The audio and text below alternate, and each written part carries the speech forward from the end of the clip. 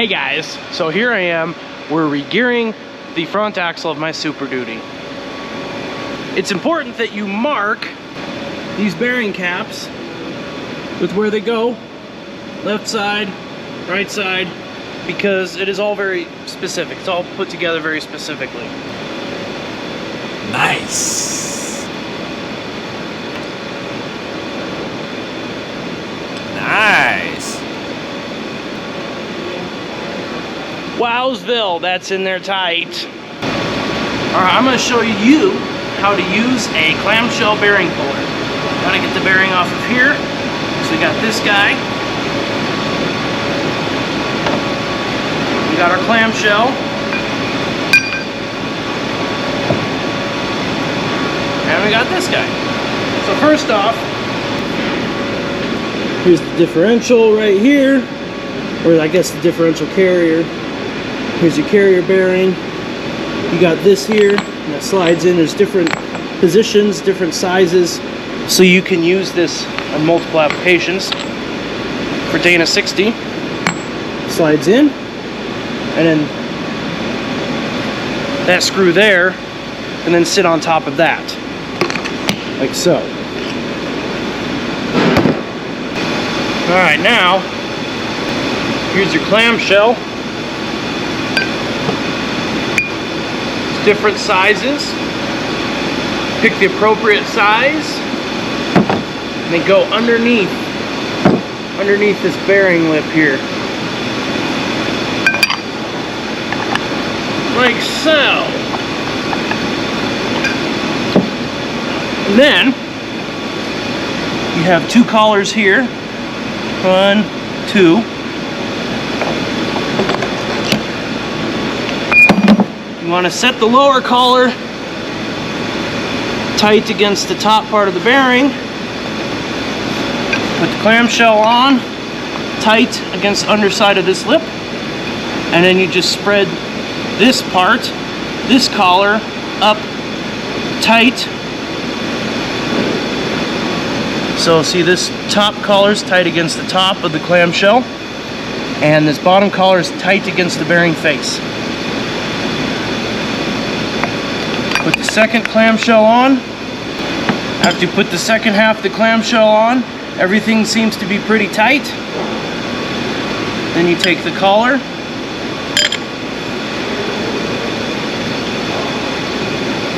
and put the retaining collar in place. Now we tighten this against the inside, that spot I had in there.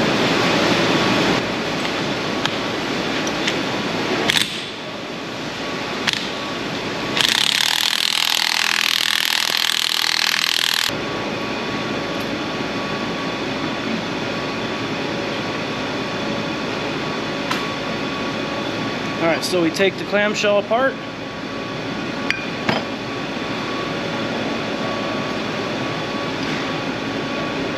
And there's your bearing.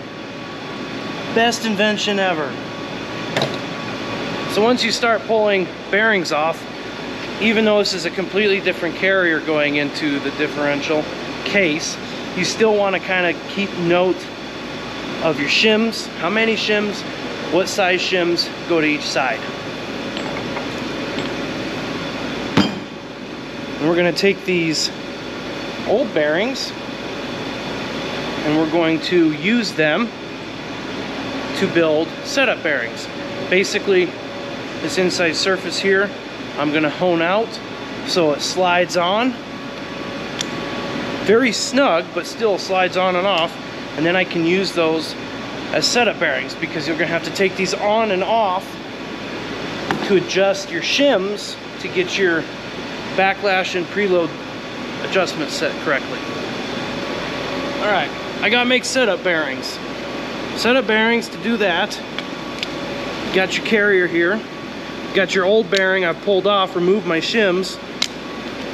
It doesn't fit on there. We need this to slide on and off freely. So I got my die grinder with a nice new square, I don't know, 120 grit wheel or whatever, or pin, whatever you want to call that. And then we just basically, we're gonna grind out the inside of the bearing. So we'll slide, you don't want it to be loose, there can't be any slop, but you don't want to have to use a puller to get it off each time.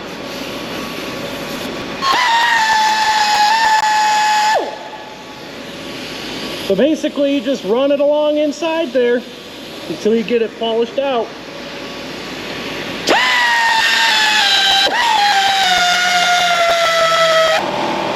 Keep in mind that as you're grinding this down, this is going to heat up. And once it heats up, that's going to expand. So you might get a nice snug fit when you're immediately done grinding, be like, I'm done. And then you come back 10 minutes later, 15 minutes later, and it won't slide on. Or worse yet, you slide it on the carrier, and it cools around it and gets tight, and then you got to use a puller to pull it off again.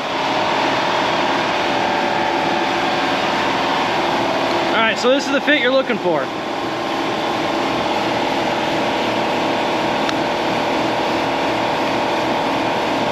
Nice and tight, minimal play. So we're gonna let it cool down, we're gonna check it just to make sure, and then I'll take a flap wheel and run it on the inside of this ring and polish it out so it smooths freely, because it's fairly rough right now. It's only 120 grip. So put the flap wheel on there, smooth it out, and then we'll have our carrier setup bearings made. And then I'll have to do the same thing for the pinion bearing. All right, we're back here, Rocky Mountain Speed and Fab, just a mere days away from hammers. We got to get this car back together. We got the front suspension buttoned back up. We had to put a new front differential in it, a beefy differential. We put the transmission back in after re-gearing. As you can see, here's our beautiful alignment tool. Did you write that on there? Yes, I wrote that on there. That's genius. I know, that's because I'm genius. You sure that wasn't Joe's idea? Hell no. And then we got to put the rear suspension back together, as well as rear shocks, and it looks like Joe and Jeff are putting seats in. There's a lot going on. We don't have much time. We're quickly getting close to 0 hour. So that's what we're doing today.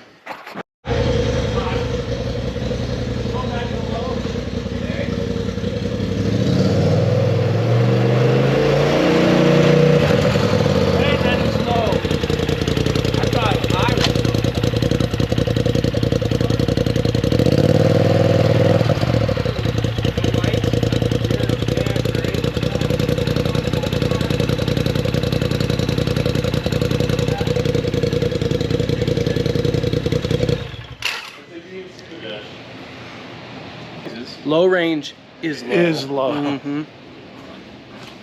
No weird cranks, no weird marbles in a can. Oh, we got a cold start Bobcat edition.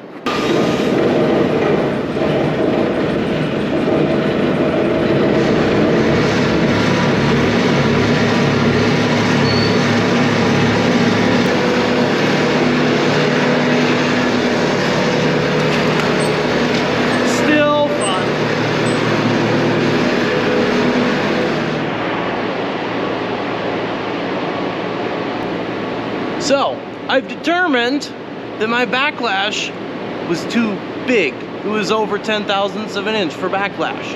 All right, so we've changed that around. We're gonna stick it back again and see what happens. This is like the best way to lose a finger.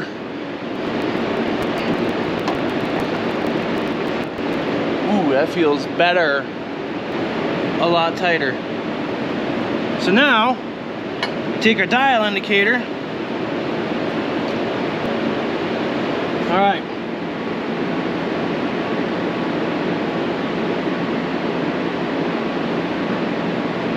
Five thousandths backlash. Our backlash has been set.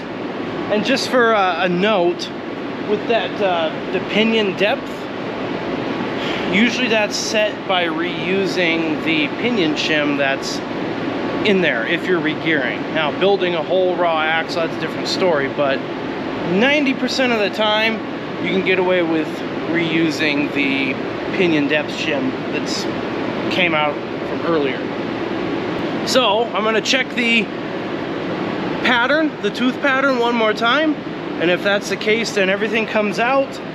I put the new bearings on, press those on, and then we start putting her back together. All right, so I have to replace the axle tube seals. They kind of look like this. And they have to be driven out of the axle tubes into the differential housing. So I've got my seal drivers here, and I went ahead and Jimmy rigged it up to a piece of conduit as an extension. So the idea being, this can go inside the axle tube up against the seal, and I can drive it out. We're gonna see how this works.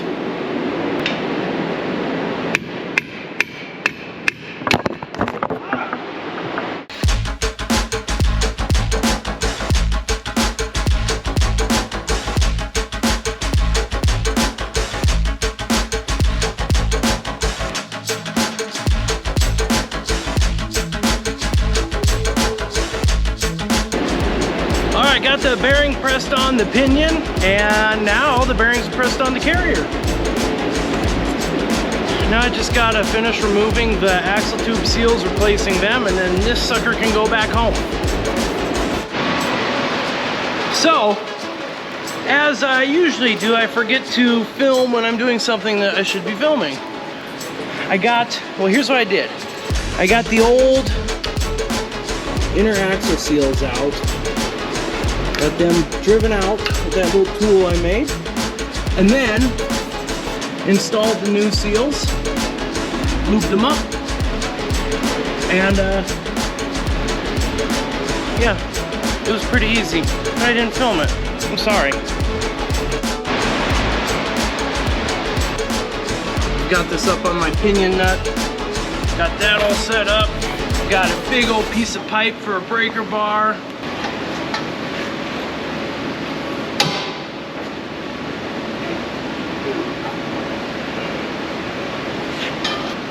Ooh, that's kind of tight.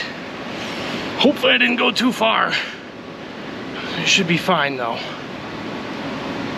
It's pretty stiff. I'm waiting for a inch-pound beam style torque wrench to measure the drag on here. Hopefully I didn't go too far. It's always really nerve-wracking. We shall see though. Cold start, part deuce. That's 2 for you guys.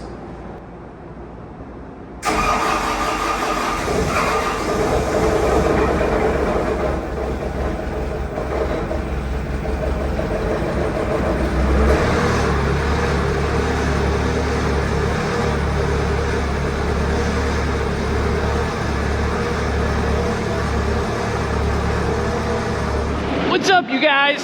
So, I apologize. This is going to be like, if you're not a gearhead, probably the most boring episode of doing stuff with Hopper ever. But if you've made it to this point, thank you. Anyway, what I'm doing now is cutting out some 11 gauge steel, plate steel, to build sliders, rock sliders for the race car. Woo! We got a cardboard template that Joe made me, working off of. So cool! Hopefully it turns out well. Plasma cutter's running great, running about 30 amps, about 120 inches per minute. Seems to be doing all right. Getting to the end of the life on the old consumable here, but despite all that, it's cutting well.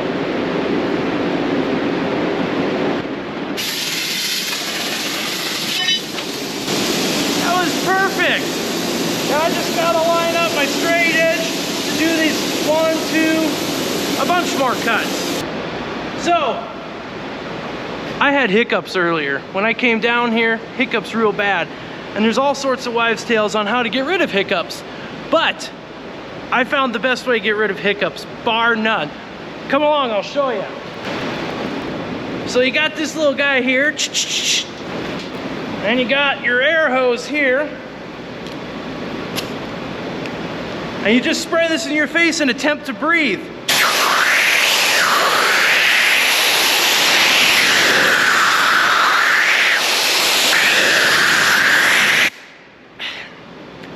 Woo! About lost the contact there. Anyway, the most effective way of getting rid of hiccups ever in the history of ever. So put that in your old mental bank, save it for a rainy day. You'll thank me. Now my stomach's full of air.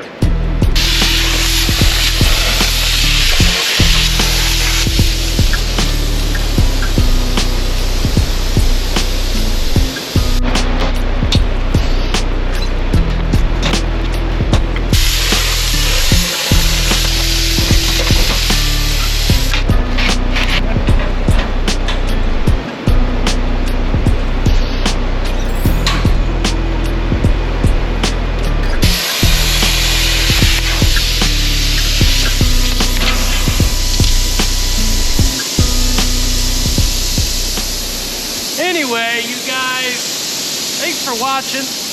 I think that's it for this long but boring episode, if not very informative episode of doing stuff with Hopper. On that note, I will see you around like a donut.